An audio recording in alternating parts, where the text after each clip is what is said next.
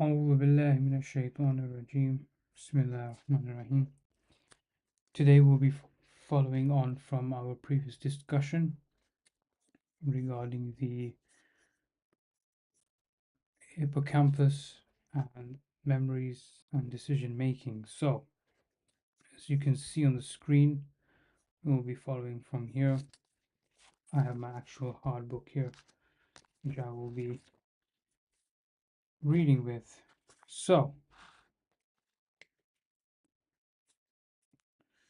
episodic future thinking, just to recap, we'll walk through some of the papers that I found and, of course, others that correspond with findings. Some disagree with each other, so on and so forth. So, we looked at Schachter and Buckner and Aitens.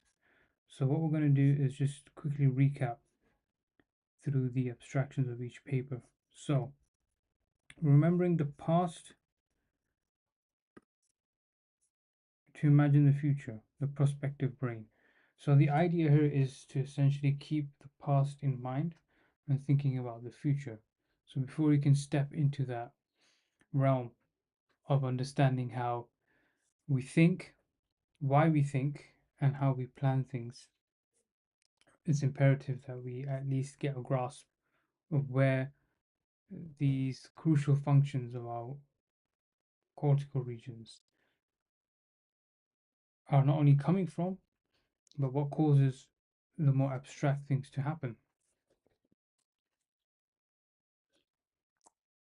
First and foremost, a rapidly growing number of recent studies show that imagining the future depends on much of the same neural machinery that is needed for remembering the past. These findings have led to the concept of the prospective brain, an idea that a crucial function of the brain is to use stored information to imagine, simulate the simulate and predict possible future events. We suggest the process such as memory can be productively reconceptualized in light of this idea. So it's essentially looking at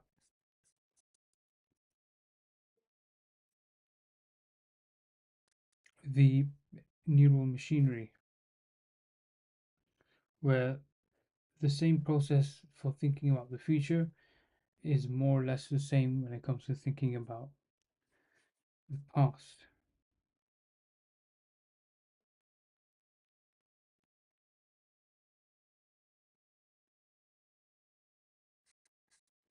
Second paper we looked at is self projection and the brain. When thinking about the future or the upcoming actions of another person, we mentally project ourselves into that alternative situation. Accumulating data suggests that envisioning the future, prospection, remembering the past, conceiving the viewpoint of others' theory of mind, and possibly some forms of navigation reflect the workings of the same core brain network. These abilities emerge at a similar age and share a common functional anatomy that includes frontal and medial temporal systems that are traditionally associated with planning, episodic memory, and default passive cognitive states. We speculate that these abilities, most often studied as distinct, rely on a common set of processes by which past experiences are used adaptively to imagine perspectives and events beyond those that emerge from the immediate environment. So here, this is where we looked at the idea of episodic future thinking, right? So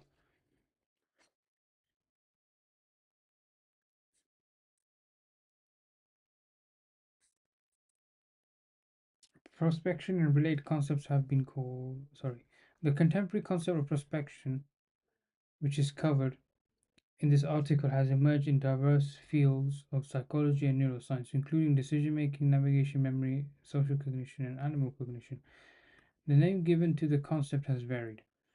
Prospection and related concepts have been called episodic future thinking, memory for the future, pre experiencing, proscopic chronesthesia, mental time travel, and imagination. An idea that emerged at the same time as the concept of prospection is that prospection is spontaneously engaged, when people are not otherwise performing directed behaviors. In a paper published in 85, Ingvar anticipated many of the points we discussed here.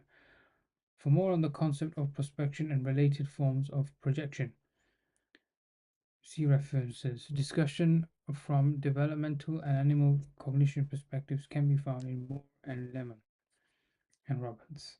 Right, interesting. So here we go, eight ounce. Episodic future thinking. This is the core paper we're sort of looking at right now.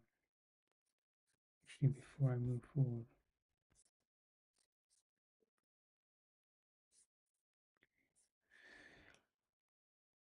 Right, so thinking about the future is an integral part, pardon me, thinking about the future is an integral component of human cognition, one that has been claimed to distinguish us from other species. Building on the construct of episodic memory, we introduce the concept of episodic future thinking, a projection of the self into the future to pre-experience an event. We argue that episodic future thinking has explanatory value when considering recent work in many areas of psychology, cognitive, social, personality development to clinical and neuropsychology. Episodic future thinking can serve as a unifying concept, connecting aspects of diverse research findings and identifying key questions requiring further reflection and study. Okay, so we went through all of these as well. So this essentially gives us a footing of episodic future thinking, right? And from this point on, we'll move and forward and understand the cognitive neuroscience further. Okay, so many more papers. For example, this one's mentioned. Patients with hippocampal amnesia cannot imagine new experiences. So the opposite seems to be true. That individuals whose hippocampus are normal, i.e., not damaged, or they don't suffer from amnesia, certainly can imagine new experiences. So that allows one to think about the future, understand the present, and possibly retrospect on those particular thoughts. Of course, your space, environment, and the time and your health depends on this as well. So, amnesic patients have a well established deficit in remembering past experiences. Surprisingly, however, the question as to whether such patients can imagine new experiences has not been formally addressed to our knowledge. We tested whether a group of amnesic patients with primary damage to the hippocampus bilaterally could construct new imagined experiences in response to short verbal cues that outlined a range of simple, commonplace scenarios. So, what they're looking at is damage to the hippocampus, and if possibly there is any idea that can lead to understanding this idea. So, an idea is leading to another idea. Idea one is episodic future thinking. Idea two is can those with amnesia construct these thoughts, so on and so forth. Okay. Our results reveal that patients were markedly impaired relative to matched control subjects at imagining new experiences. Moreover, we identified a possible source for this deficit. The patient's imagined experiences, the patient's imagined experiences lacked spatial coherence, consisting instead of fragmented images in the absence of a holistic representation of the environmental setting. So, what they were thinking about was very scattered, it was very broken, it wasn't exactly coherent to the point where they can describe the whole picture. It was broken in different sections. The hippocampus, therefore, may make a crucial contribution to the creation of new experiences by providing the spatial context into which the disparate elements of an experience can be bound. Given how closely imagined experiences match episodic memories, the absence of this function mediated by the hippocampus may also fundamentally affect the ability to vividly re experience the past. Now, what's interesting is Squire Larry Squire critiqued this paper, which we will look into soon. But I like the introduction here. Okay, so we'll go through it. Each of us has our own unique personal past comprising of a myriad of autobiographical experiences accrued, which means been collected, over a lifetime. Recollection of these rich autobiographical or episodic memories has been linked to mentally traveling back in time and re experiencing one's past. It has long been known that the hippocampus and related medial temporal lobe structures play a critical role in supporting episodic memory, and damage to even the hippocampus alone is sufficient to cause amnesia. So, this is an interesting idea regarding damage to the hippocampus, that it causes amnesia, which I didn't know up until recent. SubhanAllah. How exactly the hippocampus supports episodic memory, or indeed whether its involvement is time limited or permanent, is uncertain. However, numerous studies have attempted to settle this debate by ascertaining the status of remote episodic memory in patients with hippocampal amnesia, but without resolution thus far. This is not altogether surprising, as studying memory for personal experiences is fraught with methodological issues, not at least of which is how to generalize across individuals when autobiographical memories are unique to each person. So, what happens essentially is that in an experiment you have within subject or between subject designs. Okay, now what happens is it's very hard to have a general framework of individuals to imagine something, because if I say to you, imagine a car, imagine a house, imagine food, imagine a drink, every single person is going to think something different. Even if someone thinks of, for example, coffee, the cup is going to be different, the color will be different, even the imagination of how it tastes and smells like will be different. Now, it's very hard to generalize across different individuals how to go about this. So, that's a methodological limitation. Second one, I guess, is as it's all time bound. Someone's experiences may be less, and someone's experience might be more of a certain object, place, person, or experience. Okay,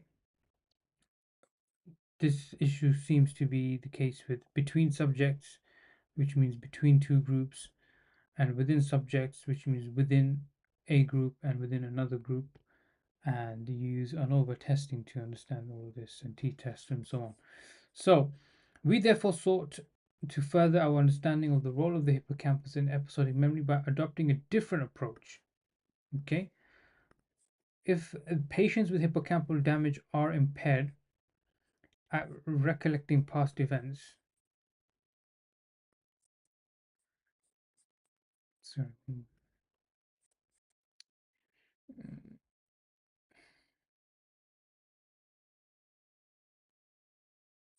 if patients with hippocampal damage are impaired at recollecting past events, we wondered, can they imagine new experiences? So, if there's issue with past memories, can they experience new things, right? So, that's an interesting question to ask, because if you can't have a memory of the past, can you understand the future? Can you go into your mind and examine what possibly could be? Very unlikely, but let's see what kind of paradigm they're looking at, because the decisions we make certainly have a connection between the past that we've experienced and the future. So, for example, very quickly, last week I was discussing this particular book, Thinking, Problem Solving, Cognition by Richard Meyer. Okay, amazing book for those who are looking to do cognitive science at a basic level, just at home reading, or if you're looking to do bachelor's, this is actually a book from second year neuroscience degree. And at the starting of this book, right, there's a claim, well, 100 or so years ago, that cognitive, well, psychologists at the time who later formed cognitive neuroscience put forward that look, the idea of going from the general state where you are right now to the ideal state, the goal state, there's some activity in between. It's called mediation. And they study this in hippocampal experiments in rats, which we will look at one, and we'll break down the dynamic model that is being used. But is that role of mediation that's extremely important? What mediates you going from a bad place to a good place, basically, right? So, looking at this, they are stating here, it seems to me, that despite having that mediation process, there seems to be an anomaly. There seems to be an issue because, again, you can't generalize, right? But here they're using a different paradigm. So while there have been some suggestions that amnesic patients have difficulty envisioning themselves in the future, surprisingly, the more general question of whether imagining new experiences depend on a functioning hippocampus has not been formally addressed to our knowledge. In fact, episodic memory and imagining or constructing events share striking similarities in terms of the psychological processes engaged. These include imagery, sense of presence, retrieval of semantic information, and multimodal details and narrative structure. Okay, so the hippocampus is implicated in all of these other processes, these psychological processes. And number one is imagery. So, a well known researcher who's been in the recent files as well, I'm not surprised, is Koslin. So, Koslin's work is entirely seated upon imagery and understanding image, location, object recognition, spatial awareness, all the errors that are attached to this, and furthermore, looking into how one's visual attention can be improved. So interesting research, and then you have Pleshin, who's more on the computational side of things. Sense of presence. So knowing that you're present in time. Mark Whitman, whose paper I discussed previously as well, he speaks about this. Retrieval of semantic information. This is basic cognitive neuroscience. Multimodal details and narrative structure. So the idea is having an executive function, which is the most basic form of cognitive neuroscience research of memories. So you have an executive function, all the data you know, all the facts you know are in there, and then it's released either in working memory, so in real time, as I'm reading something, my memory of the English language, English grammar, so on and so forth, is coming at the forefront. Episodic memory is past facts and things that are in my mind and they come to the forefront when the situation and event matches with those memories. Then you have declarative and non-declarative memories that come into existence by virtue of a particular action or act you do, similar to working memory, but the difference is working is more active, declarative, non-declarative is a bit more passive. So, of course, there's no agreement between any of the researchers regarding study of memory because it's so vast. But generally, you have Badley's model and you have Tim Challice's supervisory model, which is usually the benchmark that's used to understand memory. So, narrative structure definitely depends on memory, and of course, one having the ability to comprehend grammar and understand syntactic rules. So, for example, if I say I went to the shop, that makes sense. If I say I shop went to, that makes no sense. So, the English language is very inflexible. with regards to syntactic structure. However, a language like Arabic is far more flexible. You have, for example, the noun or a proper noun at the start of a sentence, and then from that point onwards, you have the verb, and you have a verb which then is followed by a noun, and then it's followed by another noun upon which the verb is possessed, if that makes sense. So, for example, in the Quran, the verse, the ayah concerning David and Goliath, قَتَلَ دَاوُودُ وَجَالُوتَ. So, قَتَلَ is unalive. So that's a verb. Dawood by David, Jalut on Jalut, to Jalut, to Goliath. So it doesn't really make sense in English when you translate it. That's why you can't really translate the Quran. You have to understand its meaning through English. So English can break down the meaning, not a word for word translation. Moving forward. Moreover, both episodic memory and construction involve salient visualization of oops, what happened here?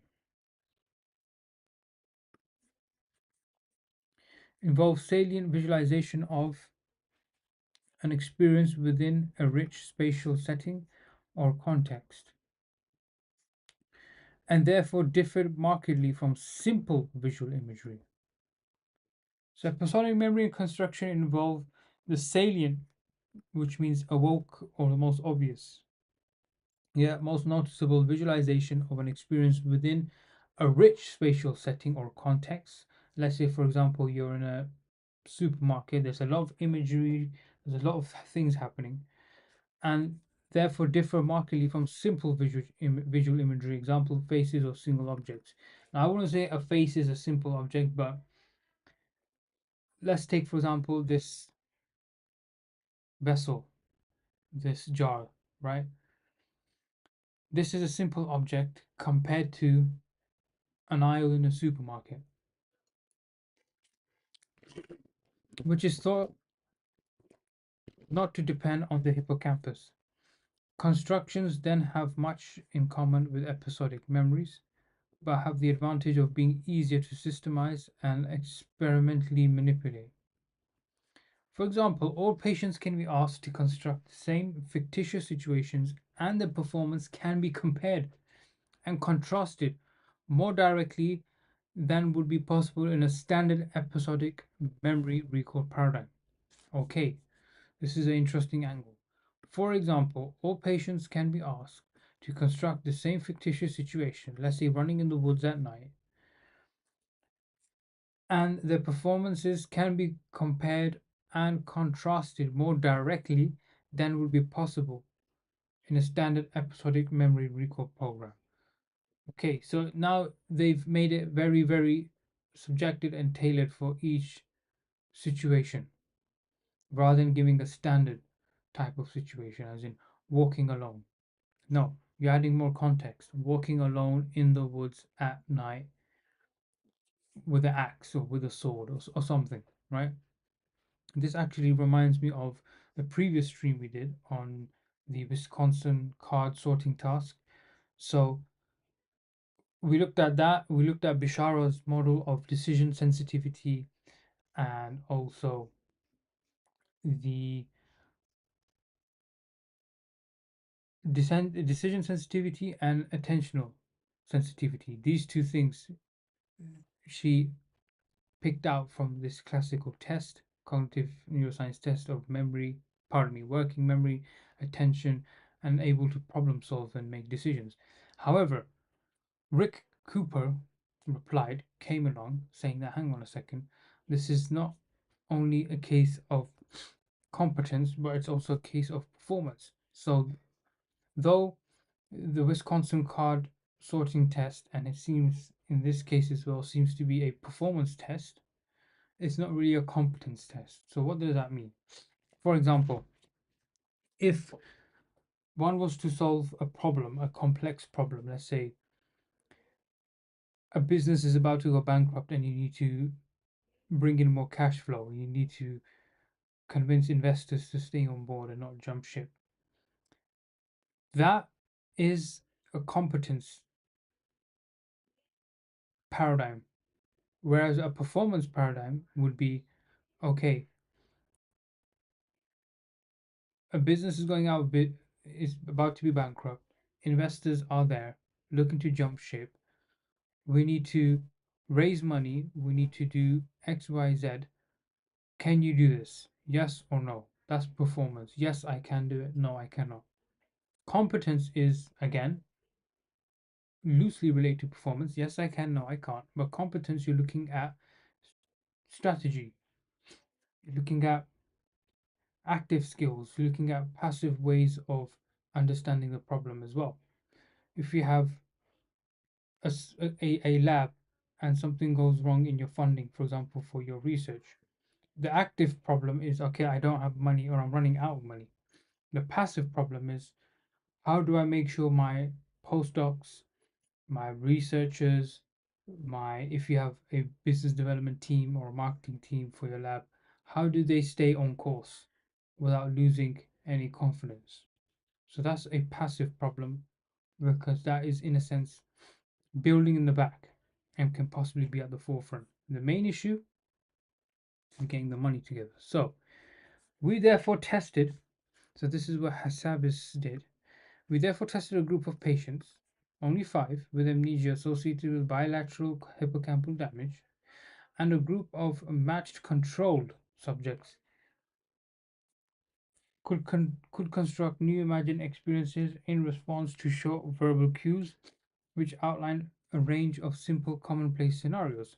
When imagining a new experience, participants were explicitly told not to describe a remembered event or any part of one, but rather to give free rein to their imaginations and create something new. So you have to create something new. This is the key thing here. Because the paper is stating what? Cannot imagine new experiences. That's what the paper is saying. Can't imagine new experiences. So you have to create something new.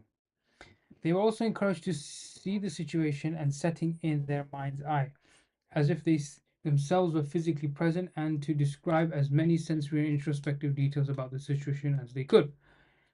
These descriptions were then scored along a range of parameters to address 2 questions. So now there's parameters put into this particular paradigm, which is quite interesting because it doesn't necessarily mean that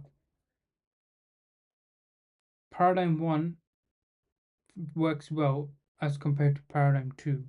Therefore, paradigm 1 is true. No, paradigm 1 is most likely to be a good fit, right?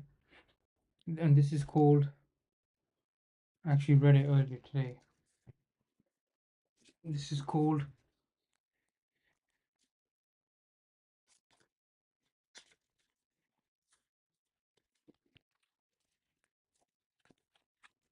the Kullback-Leibler distance. So Kullback-Leibler distance is the idea of how true a paradigm can possibly be in explaining something.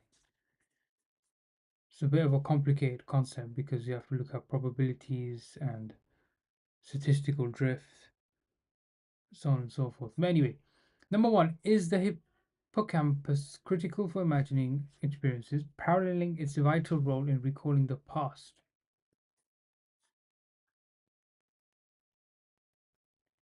Is the hippocampus critical for imagining experiences, paralleling its vital role in recalling the past? And if so, number 2, is there a specific hippocampal mechanism underpinning imagining that might also bear on its role in episodic memory? If there's a specific mechanism underpinning imagining that might also bear on its role in episodic memory. This is quite fascinating because we aren't exactly sure if there is one hippocampal mechanism. Rather, there's a multitude of, and the evidence for this is here. When looking at the world around us computationally.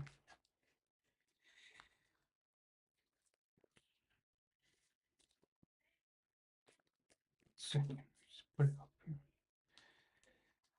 Computationally it becomes complicated because you're looking at vision and obviously you're looking at long-term memory as well.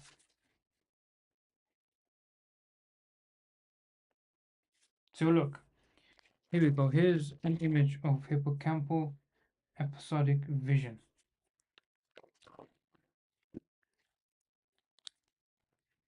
Hopefully this can be seen by everyone. So this is from the Hippocampus book by O'Keefe colleagues, and this is page number 736 over here. Okay,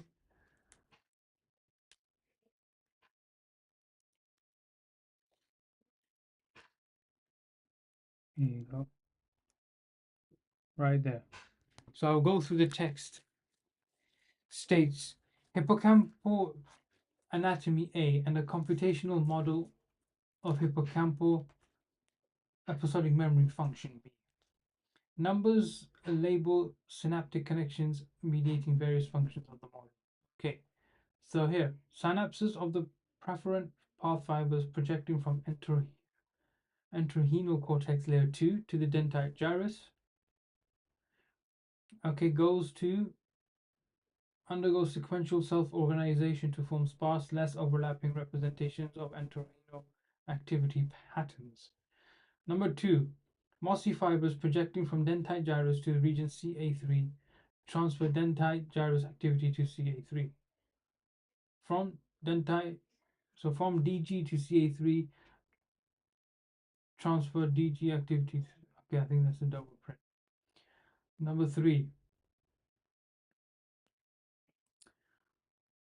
excitatory recurrent connections in CA3 mediate auto-associative encoding and retrieval of features of episodic memories.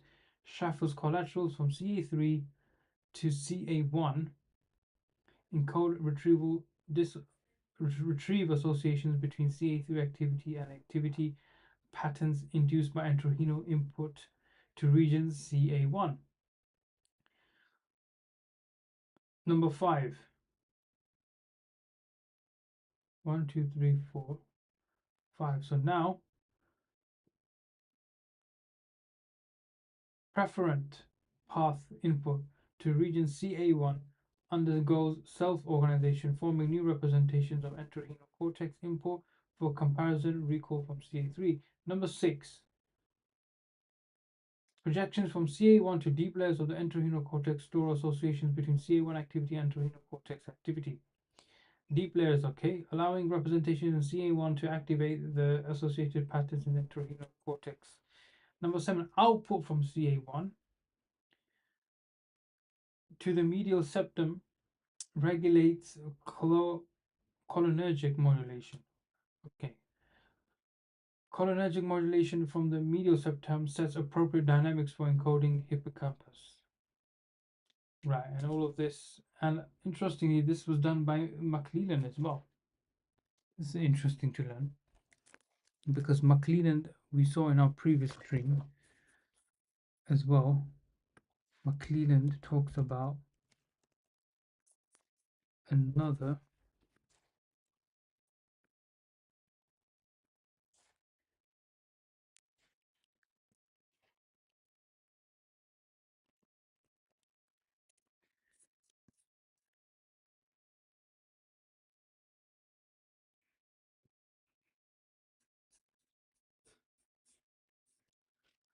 okay, he's not here. Anyway, so let's quickly look at what he's saying here. So we have here Hasselmo and McLellan, 1999. Neural models of memory, very nice. Here we go. This is what I was reading. So the idea is number 1, an afferent input. So from the entorhinal cortex, which is this bit here, encoding occurs here in the dentite gyrus. Then from here, it, there seems to be recurrent connections in CA3 which mediate associative encoding and retrieval of features of episodic memories. So features of episodic memories are moved around here, then into a heteroassociative recall CA1, and then you have the deep layers slowly coming from the fifth step here. So from the entorhinal cortex straight here to the CA1, and then from here CA1 further goes into the entorhinal cortex again, and then this is essentially how the data is encoded in the hippocampus. And then number 7, there's an output from the CA1. Okay, output from region medial septal regulates cholinergic modulation. I forgot what cholinergic modulation is in this case. I knew it. Acetylcholine, ACH. Yeah, acetylcholine. Cholinergic modulation for medial septum sets appropriate dynamics for encoding in hippocampus. Yeah. So this is essentially looking at those memories. So we'll quickly read through this as well, actually, because this is a pretty good example of how you come across new information once you dig into certain things. So neural models of memory. Neural models consist in characterizing the process carried out by cortical and hippocampal memory circuits. Recent models of memory have addressed issues including recognition and recall dynamics, sequences of activity as the unit of storage, and consolidation of intermediate term episodic memory into long memory. So, in the simplest words, what that means is that memories, the idea of memory, including recognition, recognizing a memory, when you look at something, let's say you look at a watch, right? You're like, oh, I've seen this somewhere before. That's retrieval of memory, right? Active retrieval of memory. And one of the recall dynamics exists, I believe, in the executive function. And recognition plays a part with recall dynamics, of course. And then sequences of activity as a unit of storage. So what they're proposing is that a sequence of each step is a unit of storage. It has its own value, so to speak. So there's a researcher, neuroscientist named Joaquin Fuster, who speaks about cognates, COGNITS, that they're a unit of storage, which I don't really agree because it's very reductive and very vague. But in any case, it's just something that you can look at. I mention it quite often because it's quite simple to understand and quite frankly makes no sense. And consolidation of intermediate term, so in between episodic memory into long memory. So once you observe something new, for example, let's say you've observed this new book, the color, the shape of it, and everything, the moment from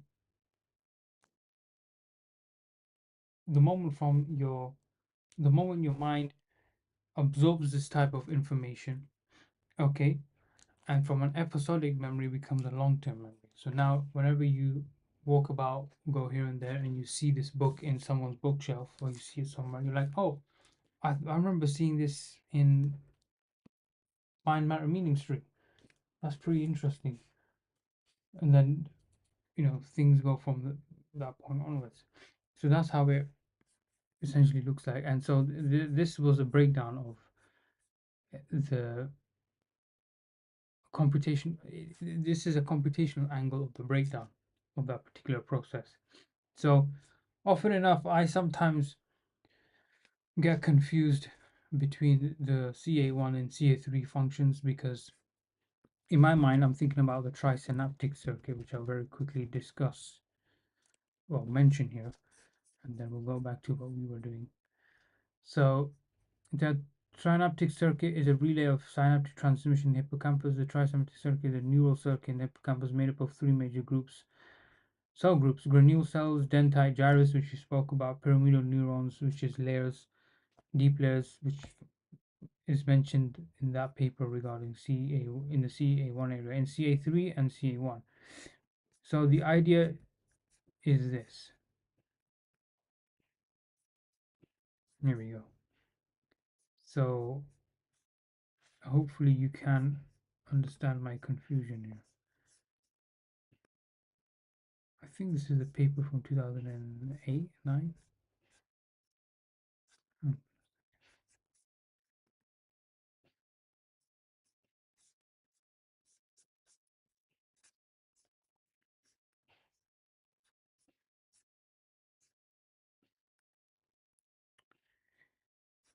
Okay, it doesn't say the year.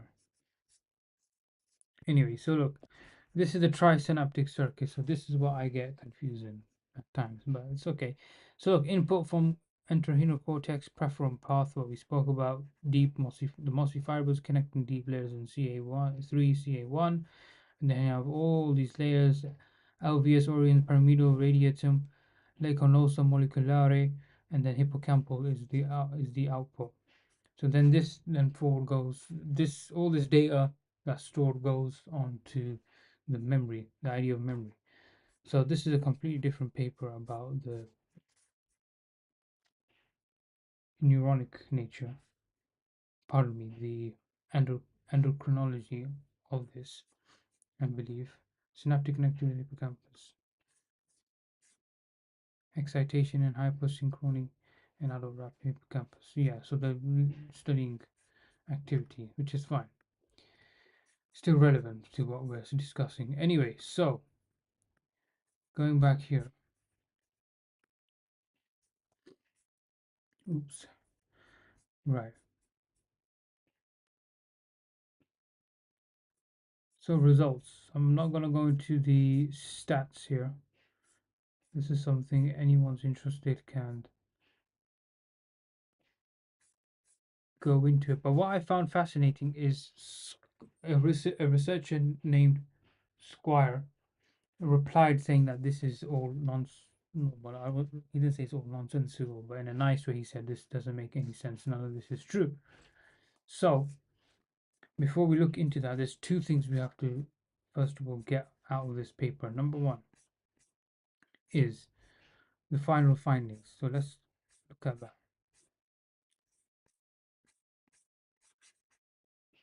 Where was the findings?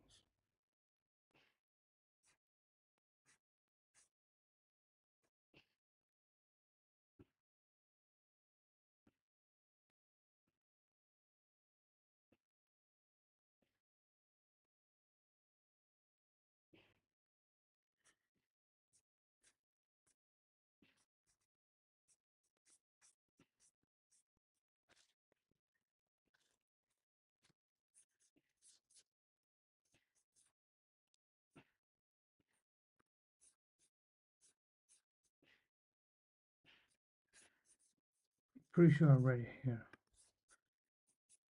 Okay. So one thing we need to take into account is this spatial coherence index. Let's get rid of the sidebar.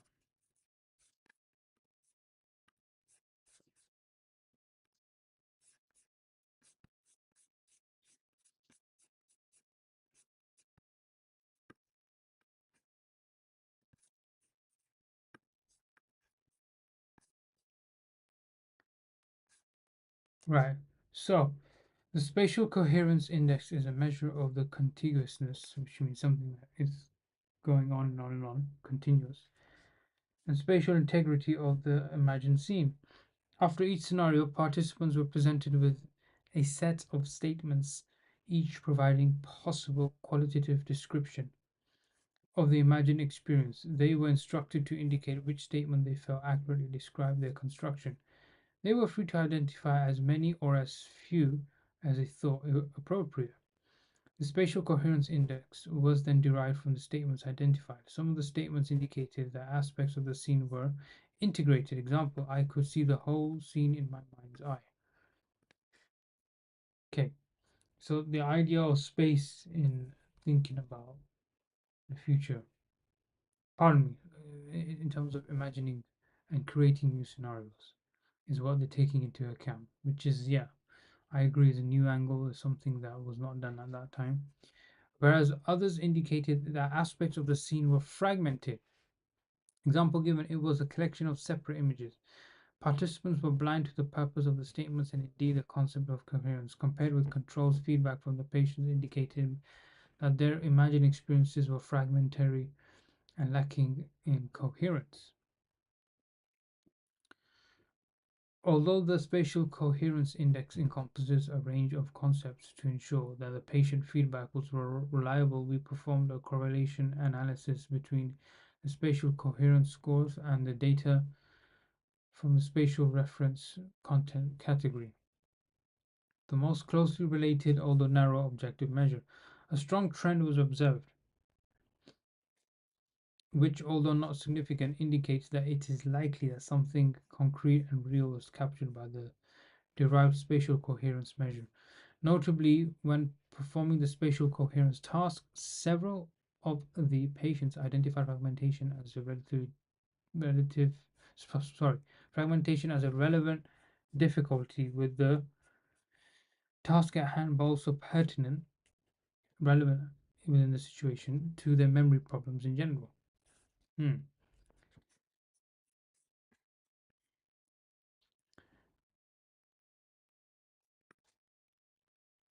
Discussion. In this experiment, we devised a paradigm where participants, rather than recollecting the past, had to imagine new experiences. Our results demonstrate that amnesic patients with bilateral hippocampal damage were significantly impaired on this task. From this study, we were able to draw several conclusions. To begin with, the systematic study formally documents that patients with hippocampal amnesia have a deficit in richly new experiences because, as we saw from one of the indexes, they had issues regarding the space that they were imagining themselves to be in.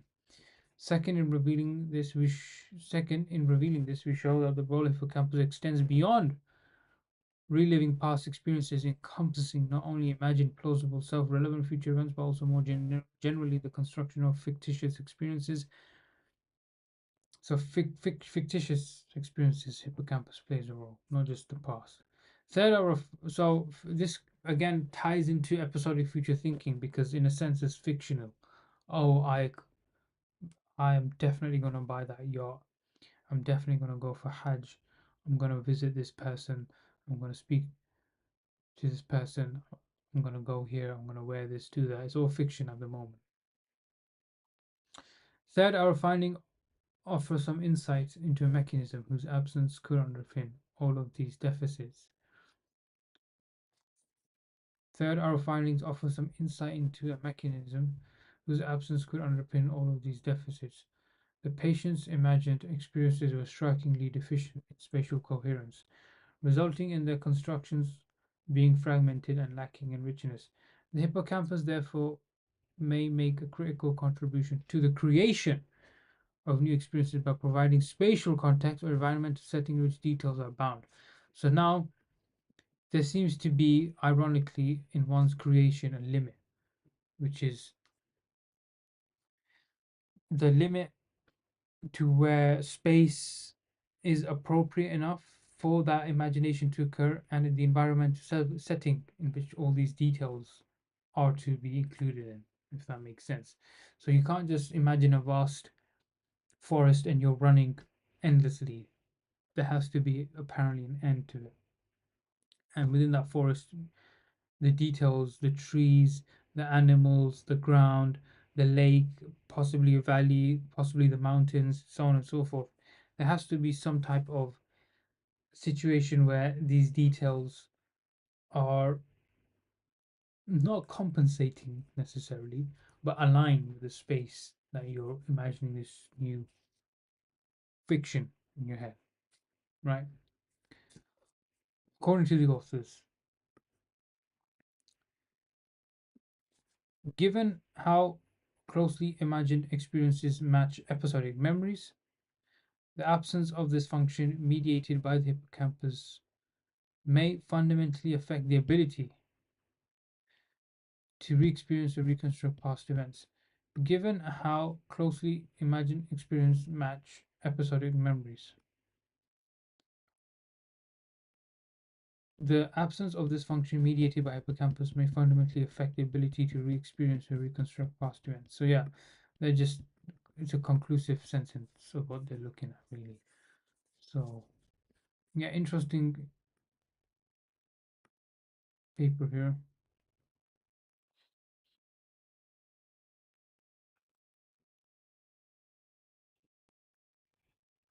Interesting. Right. So now we're gonna look at the Squire reply, which is again it's just a response to role of hippocampus in imagination and future thinking. So yeah, Squire just said that the hippocampus plays no role, and the paper we just read, the authors responded back saying that his study was weak. Why?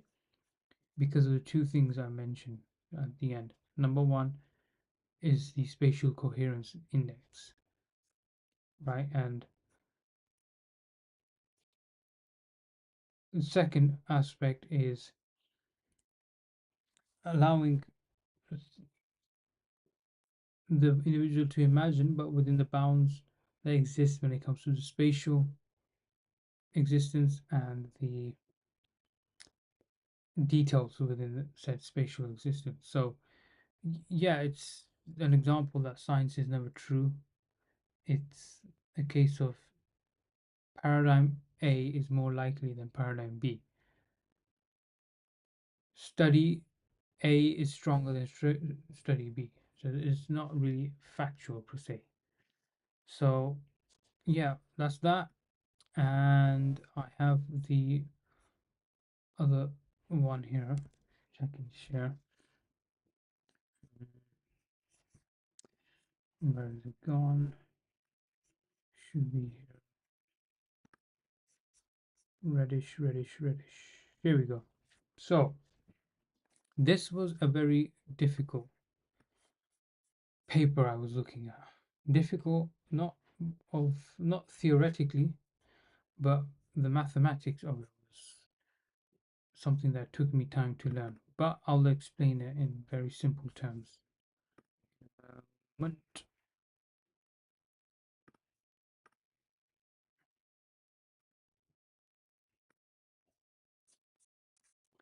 So, what's happening here is that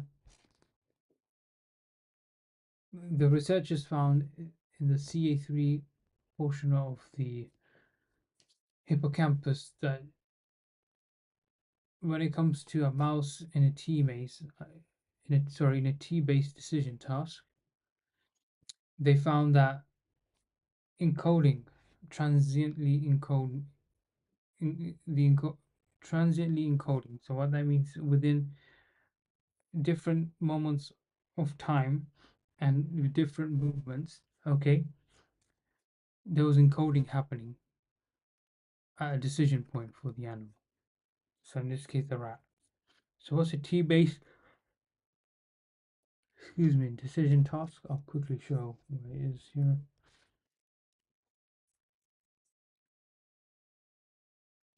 There's basically a T maze.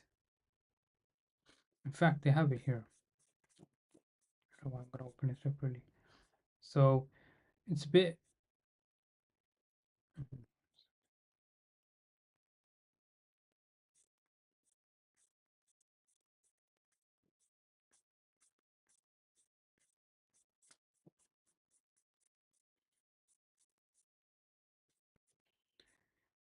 Okay, I need to show here T-based decision task. I'll be a second here.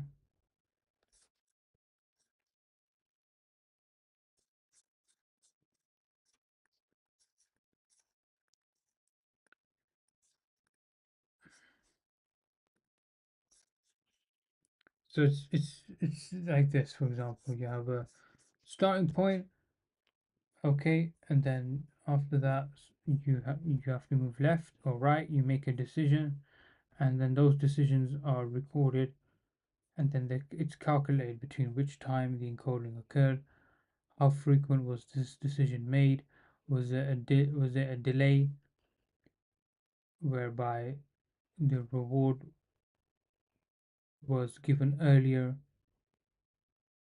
by virtue of the animal working for it, or was it delayed by the animal thinking the award is going to be better? So that's called delayed discounting in in neuroscience. So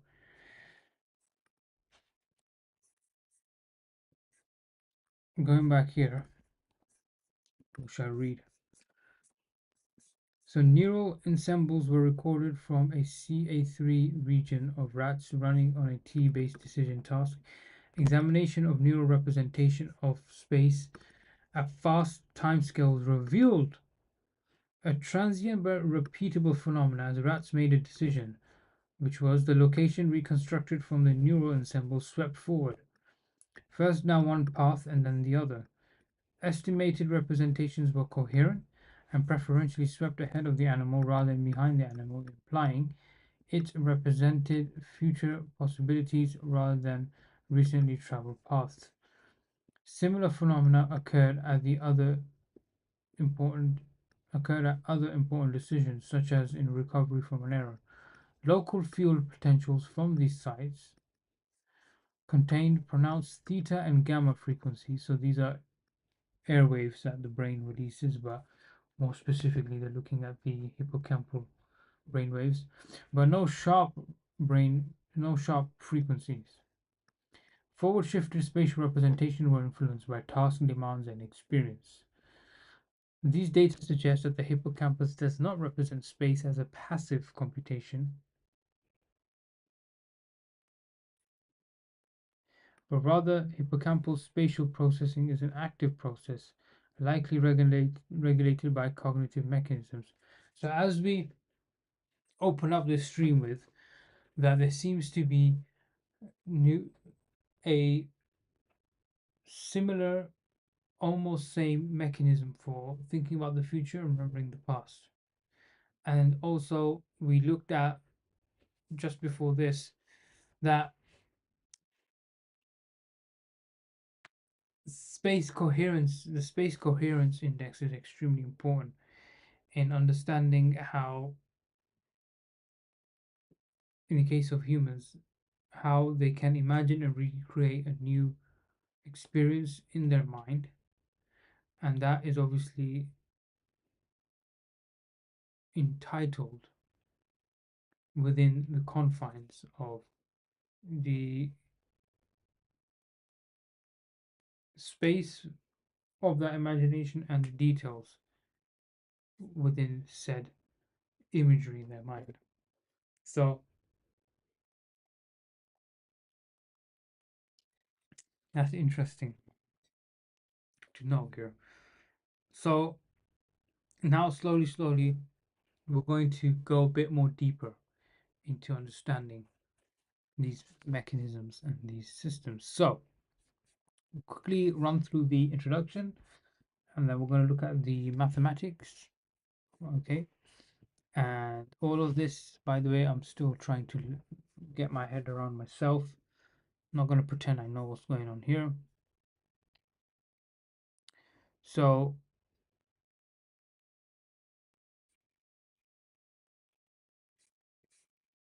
we can look at this on the next stream. So CA3 again regions here as well. So yeah, we're going to look at the mathematics of this as well. So introduction. The hippocampus and associated medial temporal lobe areas play a central role in declarative and episodic memory, and damage within these areas produces profound deficits. These types of memory can be characterized by replay or recall of previously encoded information and experience. More recently, damage to the hippocampus has been shown to correspond to deficits in imagining new experiences, what we just read earlier, and supports the assertion that similar neural mechanisms may provide the basis for experiential construction of the past and future, and supports the assertion that similar neural mechanisms may provide the basis for experiential construction of the past and future. Although many computational models suggest mechanisms by which the hippocampus might mediate such functions,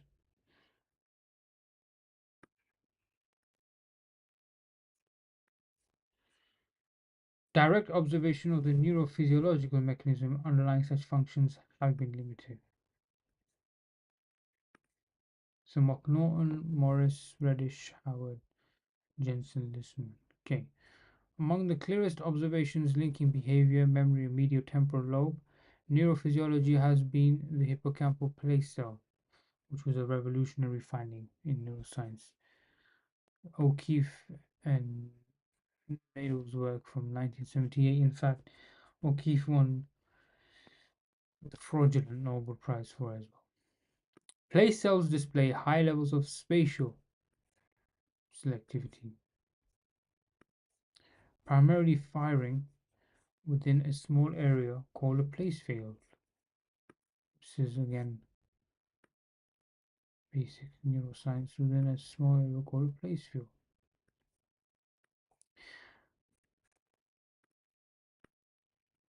Place cells have been shown to consistently disambiguate different environments.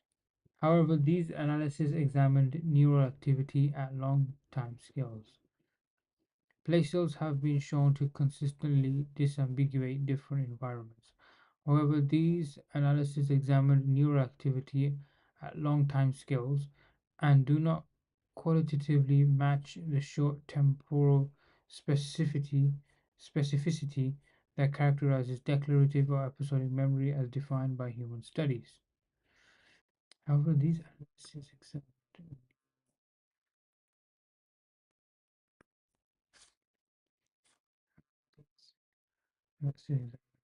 activity at long time scales.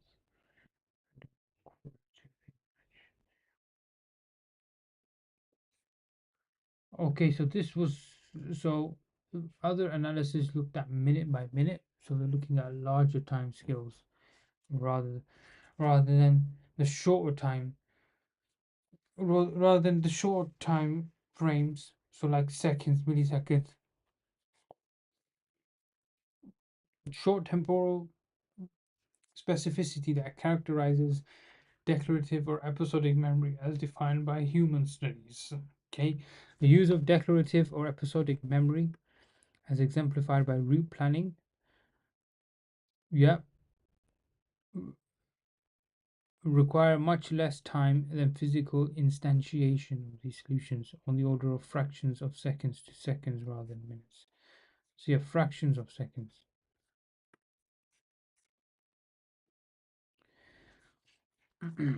From an information processing perspective, declarative memory can be conceptualized as the use of learned information outside the place or context of its initial representation. Applied to hippocampal place cells, this perspective suggests that place cell activity that occurs outside a cell's place field might signal an information processing state corresponding to the use of declarative like memory in rats.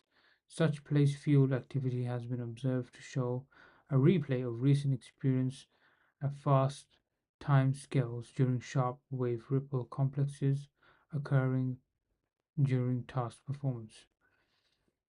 This doesn't really make sense. From an information processing perspective, declarative conceptualization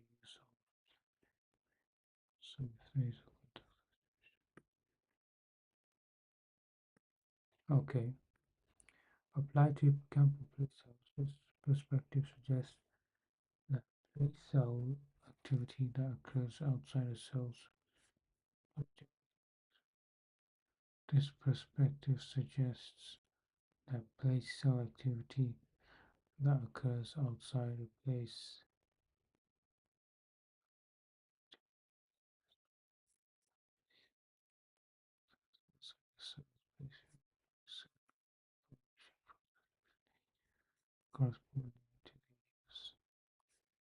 declarative language.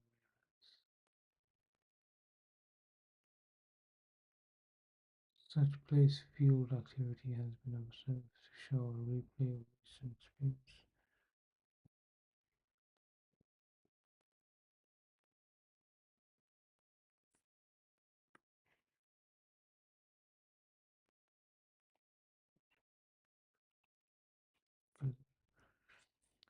Perspective suggests that place or activity that occurs outside a cell's place field might signal an information processing state corresponding to the use of declarative memory. So outside of the hippocampal place cell place field, taking the perspective where declarative memory is learned information outside of the place and context, using that within context of hippocampal place cell activity. This seems to also be a case where it occurs outside a cell's place field, and this might signal an information processing state corresponding to the use of declarative like memory in rats. Such place field activity has been observed to show a replay of recent experience at fast time during sharp wave ripple complexes occurring during task performance. Such place field activity has been observed. Such place field activity has been observed. Such place field activity has been observed to show a replay of recent experiences at fast scales during sharp wave ripple complexes during task performance. Okay, interesting.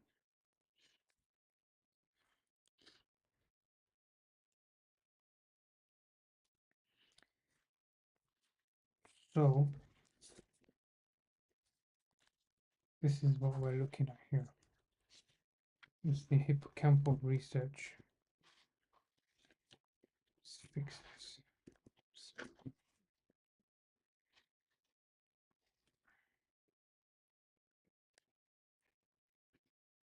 Right. So,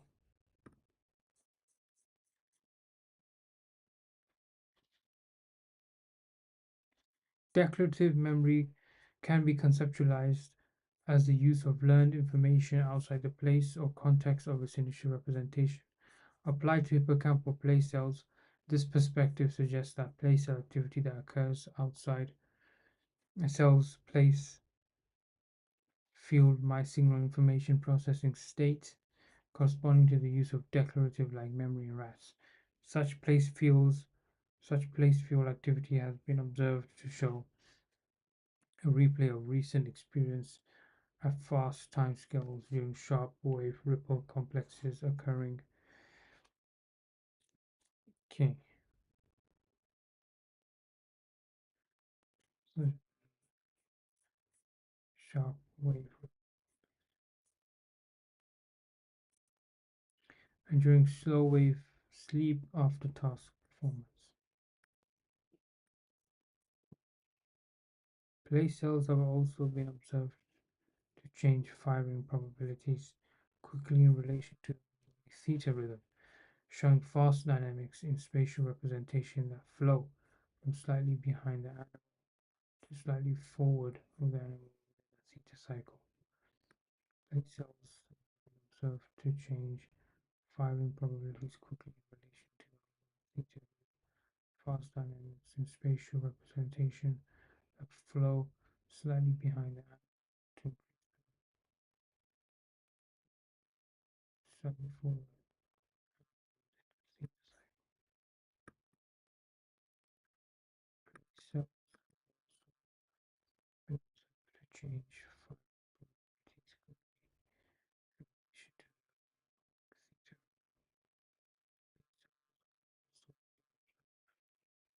change firing probabilities quickly in relation to theta showing the fast dynamics and spatial representation of flow from slightly forward.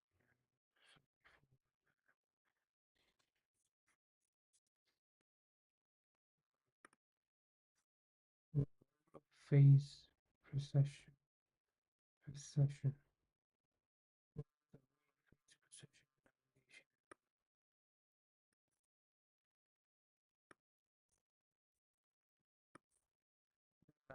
phase precession.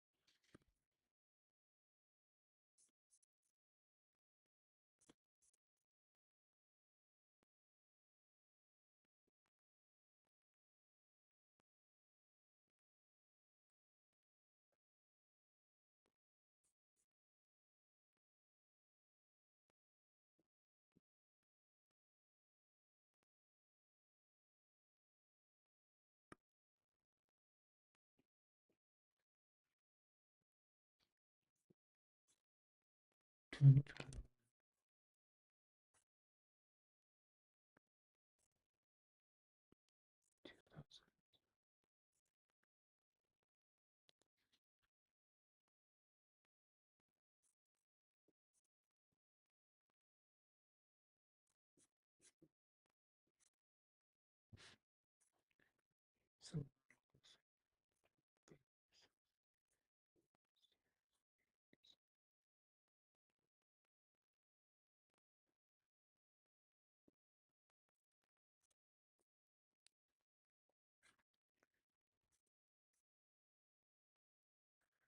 spatial location, place location. Some nice looking paper.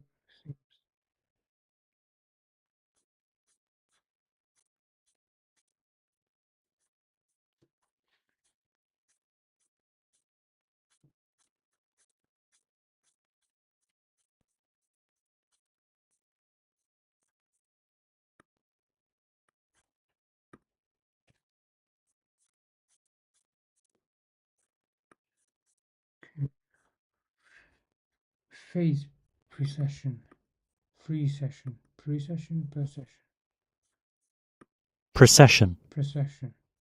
Slow conical motion, rotating body's axis caused by torque applied perpendicular to the rotational momentum described as a wobble. Changes orientation of the axis while the speed of rotation. Notable examples Earth's 26,000 year cycle affecting pole stars and behavior of gyroscope. Session.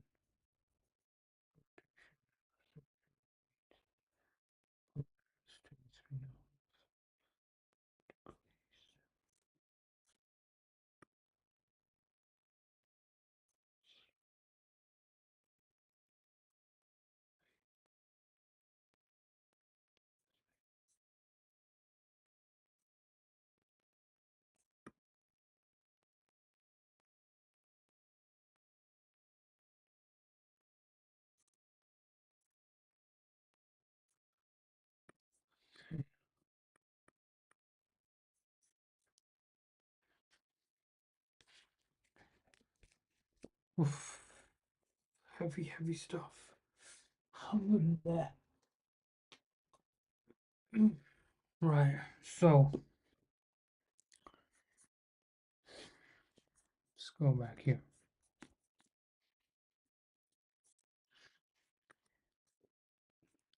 Transient non-local spatial representation that occur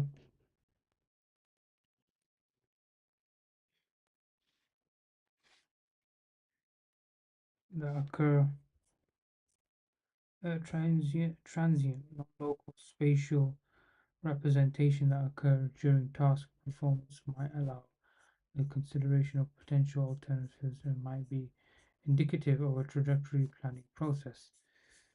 To examine whether non-local representations might occur during rodent navigations, we record large neural ensembles from the hippocampi of rats. To examine whether non-local representations might occur during rodent navigation, we record large neural ensembles from the hippocampi of rats trained to spatial transient.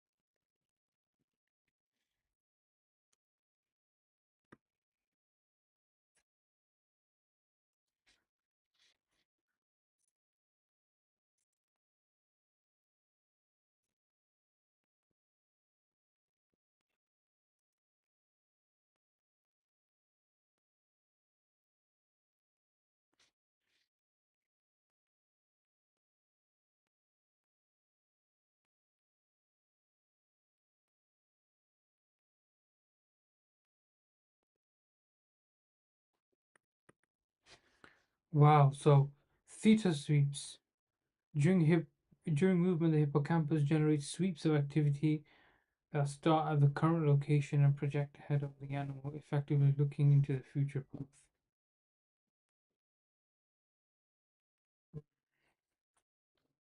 Interesting. Choice points. Non-local representations often emerge at critical decision points when it pauses to reorient. And these times the brain may alternate between representing different possible future trajectories such as left or right arm of a T maze. Isolated spiking. Sparse isolated spikes from hippocampal CA1 clay cells, previously dismissed as noise, have been found to carry coherent, non-local spatial information during active navigation.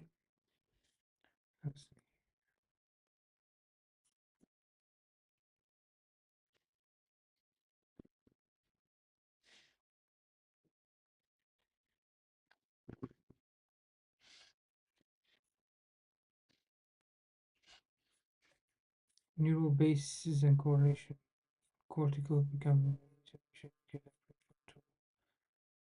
can predict when the hippocampus will express the representation to suggest a top-down mechanism improves hippocampal maps to simulate alternative scenario perspective coding in high-speed animals.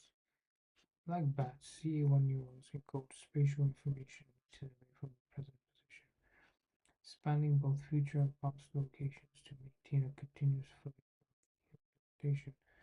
Replay versus non-representation. Replay often refers to sequences during sleep or immobility.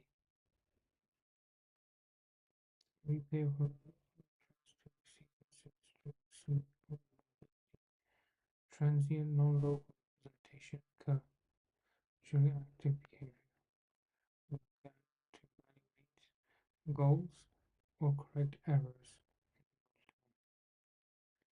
Okay, so now looking at welcome back, Dag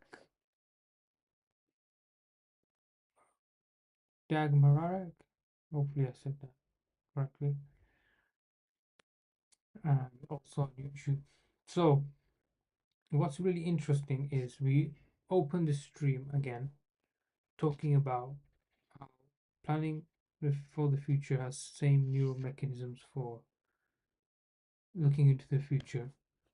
Study by Reddish shows similar thing occurring with the perspective that things learned outside of an environment that is not the environment where you learn something, as in declarative memory, shows some interesting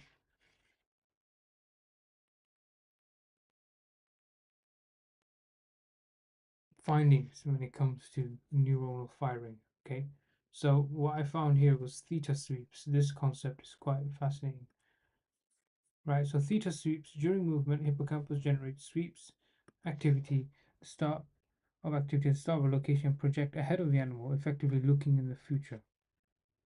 Interesting. I know Neil Burgess from UCL has been looking at this type of stuff. So yeah, very fascinating. So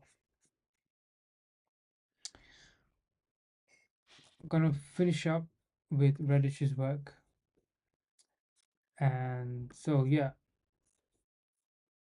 non-local representations might occur during rodent navigation. We record large neural ensembles from the hippocampi of rats trained onto spatial decision tasks. We found a transient non-local representation occurring at critical choice points. Now, let's look at the mathematics behind this, which is simpler than expected. So what's happening here is the following. Integration of P, which I'll explain in a second what that is. And then you have the Bayesian probability Bayes theorem being used here to predict in a sense, if I'm not mistaken. Not predict, sorry, so the probability of new spikes after observation. So the basic idea of Bayesianism, pardon me, of Bayes' theorem is the following, right? So this is a great book if you're looking to understand this a bit more, Evidence and Evolution. Okay, I've spoken about this book many, many times. So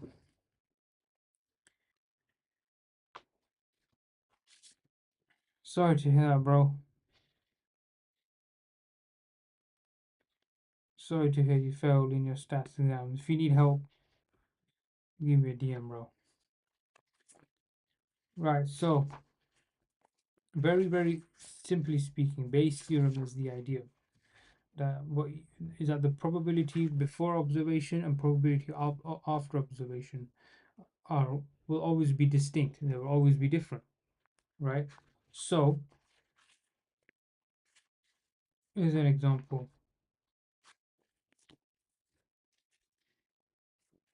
So, probability of tuberculosis of a patient when you get the results over the probability of no tuberculosis despite having the result, or you can say knowing the result, is the equivalent of probability of result over tuberculosis divided by, as in going by, probability of posterior multiplied by the prior.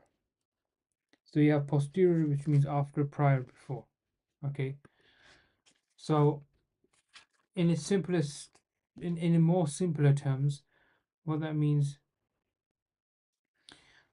we are trying to understand is that the spikes that are being observed at time t and the history of those spikes and the dynamic model that's being utilized, which is this formula here. So yeah, it's fairly complex. I'm still trying to get my mind around it, but this doesn't seem too difficult at the moment.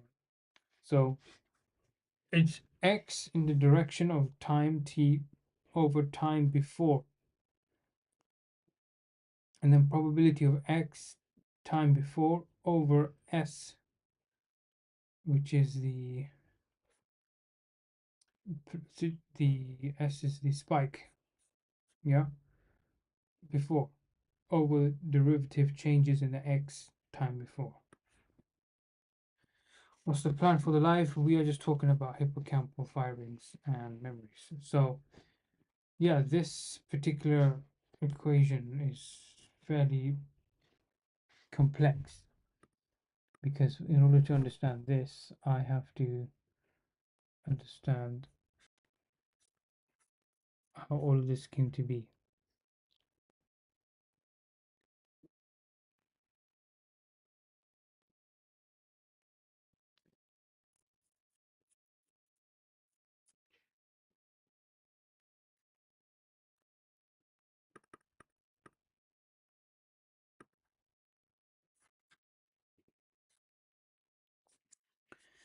Right. So I did chat GPT how to understand this equation. It gave me a whole heap of things which try to understand it. But yeah, in essence, seems to be a strong case that animals think about the future and the hippocampus plays an important role.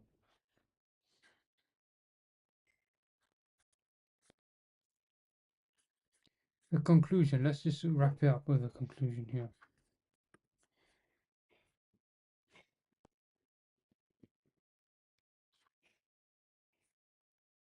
Multiple learning and memory processes mediate decision-making behavior.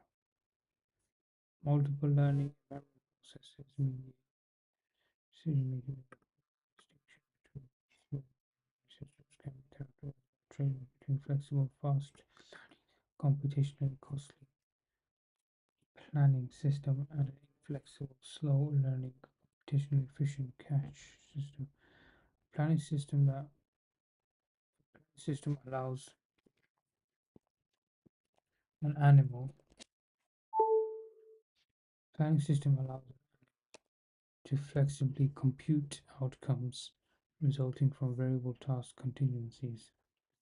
Multiple learning and memory processes mediate decision-making behavior.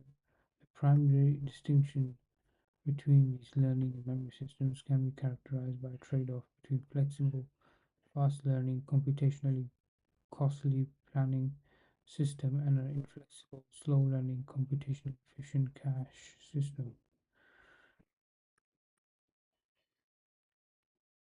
A planning system allows an animal to flexibly compute outcomes resulting from variable task contingencies, a process that requires prospective memory. Hmm. Computational models of prospective memory have suggested that cortical hippocampal interactions, particularly caused by theta gamma interactions, may allow hippocampal neurons to reactivate previously experienced temporal sequences.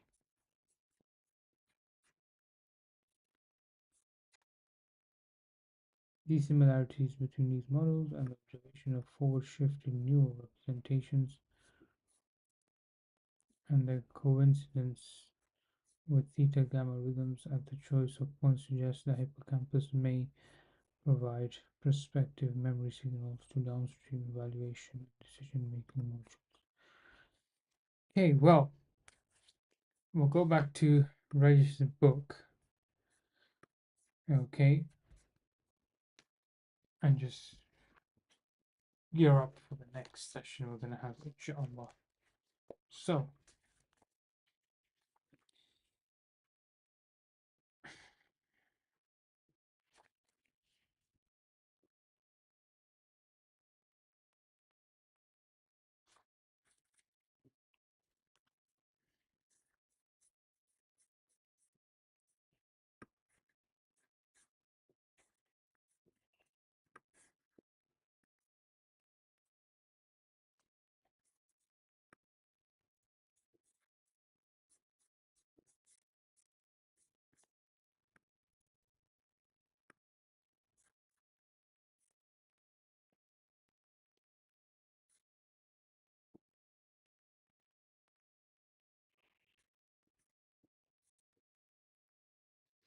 a critical question that has plagued psychology for years is, do animals deliberate as well? We can't ask a rat what it is thinking about, but we do decode information from signals. If we know what information is represented by an ensemble of cells, then we can decode that information from the activity in those cells. The hippocampus is a critical part of episodic future thinking in humans. In rats, the information represented in hippocampal cells is the first location of the animal in an environment. These are known as place cells. From the activity in these cells, we can decode. From the activity in these cells, we can decode location represented at a moment in time by cells. So if a rat were to imagine being at place in the environment, we should be able to decode that imagination by looking at a set of active hippocampal cells. Rats certainly look like they deliberate over choice. When rats come to a difficult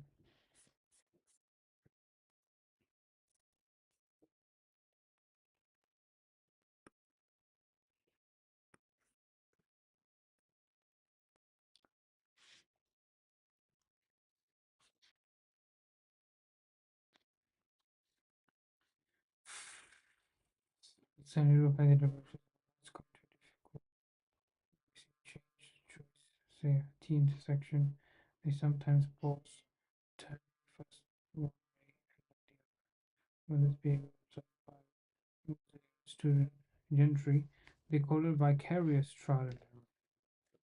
It's an interesting word, vicarious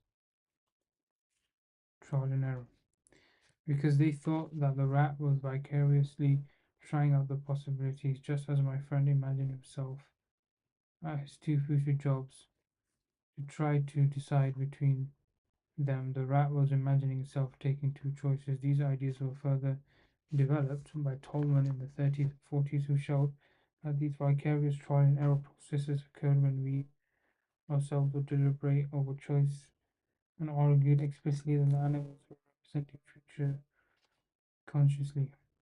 Unfortunately, Tolman did not have a mathematical way to explain his ideas and was attacked because he neglected to predict what the rat would do. Okay. Evan Gutra, someone.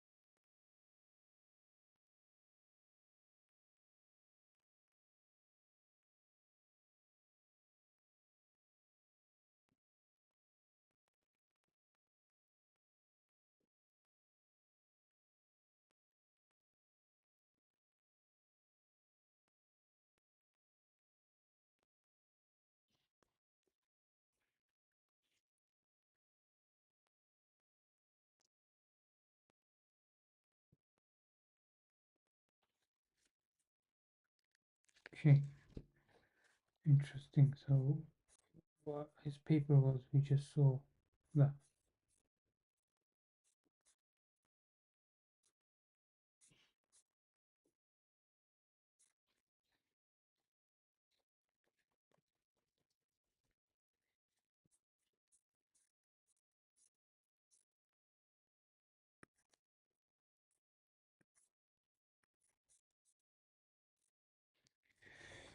Inshallah, we will talk about the next portion. From that point onwards, see how things turn out. Till next time, Assalamu alaikum wa rahmatullahi wa barakatuh. Wassalam.